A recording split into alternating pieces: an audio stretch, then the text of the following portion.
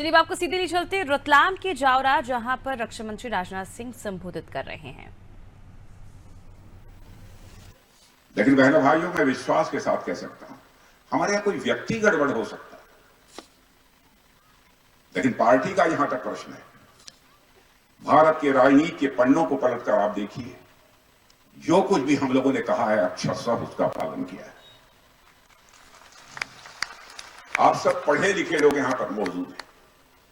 1951 में जब हम लोगों ने भारतीय जनसंघ के रूप में अपनी राजनीतिक यात्रा प्रारंभ की थी, तब का हमारा चुनावी घोषणा पत्र उठाकर देख लीजिए। बाद के चुनावी घोषणा पत्रों को भी उठाकर आप देख लीजिए। जो भी हम लोगों ने कहा था अक्षरशः उसका पालन किया है। मैं आपको याद दिलाना चाहता हूं, 1951 में जब पहला चुनाव हुआ था, उस समय हम लोगों ने जनसंघ के रूप में अपने घोषणा पत्र में यह कहा था कि जब कभी भी भारत के संसद के दोनों सदनों में हमको स्पष्ट बहुमत मिल जाएगा,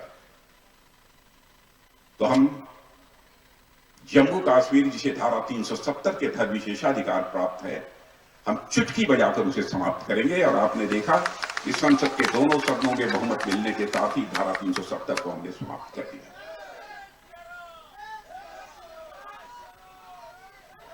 1980 में जब हम लोगों ने भारतीय जनता पार्टी के रूप में अपनी यात्रा प्रारंभ की, उस समय भी हम लोगों ने कहा था,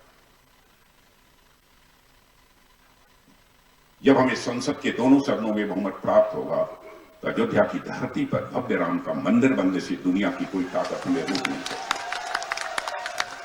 बहनों भाइयों, आपको आमंत्रित करने के लिए आया हूं, और हमारी जो यहां सरकार बनने जा रही है, उसका यह फैसला भी है। लोगों को दर्शन कराने के लिए, विशेष रूप से बुजुर्गों को, महिलाओं को, वो अयोध्या ले जाएंगे। 22 जनवरी के बाद जब रामलला की प्रतिष्ठा हो जाएगी, उसके बाद आप कभी भी जाकर वहां दर्शन कर सकते हैं।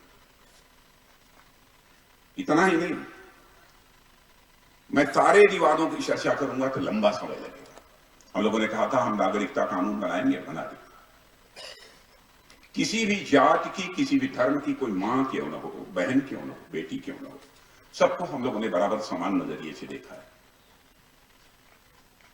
लोग हमारे ऊपर आरोप लगाते हैं कि हिंदू, मुसलमान, ये ईसाई